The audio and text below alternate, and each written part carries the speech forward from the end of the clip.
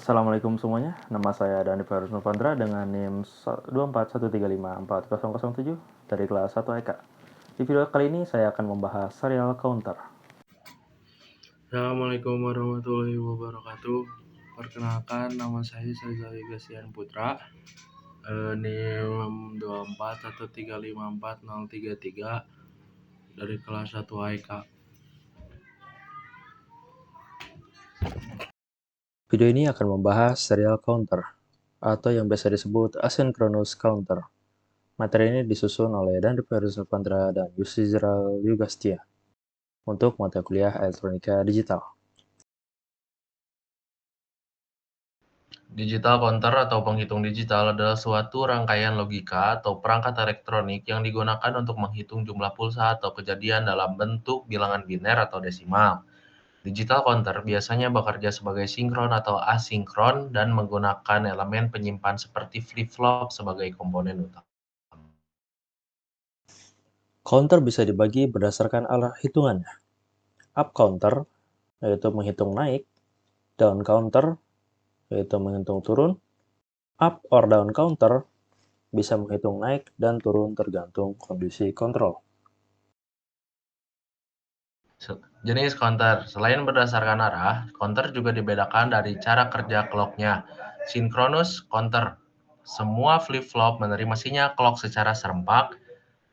Kedua, asynchronous counter, hanya flip-flop pertama yang diberi clock, sisanya dipicu oleh output flip-flop sebelumnya. Berikut ini contoh struktur serial counter 4 bit. Terdiri dari 4 buah flip-flop yang disusun secara berantai.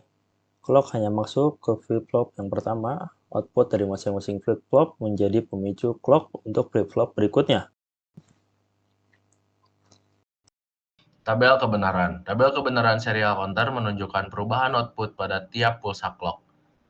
Output biner berubah dari 000, 0001, 0010, dan seterusnya hingga 1111.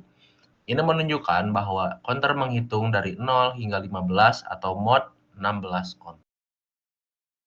Pada timing diagram ini, kita dapat melihat bagaimana output dari tiap-tiap flip-flop berubah terhadap waktu.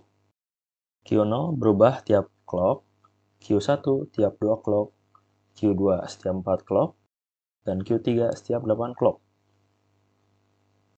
Simulasi serial counter akan menunjukkan output berubah secara bertahap, tidak serempak. Ini membuktikan bahwa sistem ini bekerja asinkron, bukan serempak seperti synchronous counter. Ripple delay adalah efek keterlambatan perubahan output antar flip-flop. Semakin banyak flip-flop, semakin besar akumulasi delay-nya. Hal ini menjadi salah satu alasan mengapa serial counter tidak cocok untuk aplikasi kecepatan tinggi. Kekurangan dari asynchronous counter ini, atau biasa disebut serial counter, yang pertama ada delay propagasi, karena setiap flip-flop tidak aktif bersamaan. Yang kedua, tidak cocok untuk aplikasi kecepatan tinggi karena delay bisa menyebabkan ketidakstabilan. Yang ketiga, rentan terhadap glitch, sinyalnya tidak stabil. Yang keempat, semakin banyak bit akan memperbesar total delay yang terjadi. Yang kelima, sulit disinkronkan dengan sistem clock utama jika digunakan dalam sistem digital yang kompleks. Tidak hanya kekurangan, asynchronous counter atau biasa disebut serial counter juga memiliki beberapa kelebihan. Yang pertama, desain lebih sederhana, cocok untuk pemula atau aplikasi dasar. Yang kedua, mudah dibuat, hanya dengan beberapa flip-flop dan koneksi sederhana. Yang ketiga, tidak memerlukan rangkaian kontrol kompleks seperti pada counter sinkron. Yang keempat, biaya pembuatan lebih rendah karena komponen dan desainnya lebih sederhana. Asynchronous counter atau juga serial counter memiliki beberapa penerapan dalam sistem digital. Yang pertama, jam digital. Yang kedua, timer. Yang ketiga, sistem kontrol lalu lintas. Yang keempat, pengukur frekuensi. Yang kelima, display 7 segment.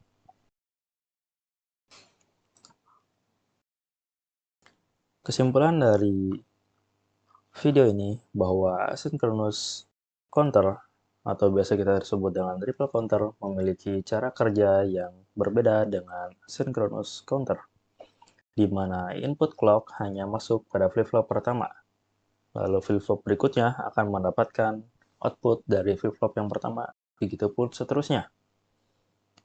Hal ini menyebabkan adanya delay pada setiap flip-flop. Semakin banyak flip-flop, semakin besar delay yang dihasilkan.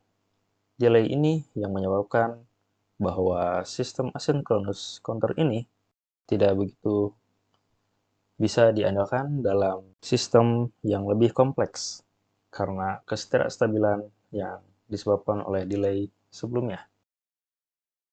Akan tetapi, sistem asynchronous counter ini memiliki beberapa keuntungan seperti kesederhanaan dan komponen yang sedikit.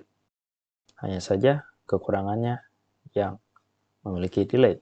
Aplikasinya juga cukup banyak digunakan dalam keseharian kita.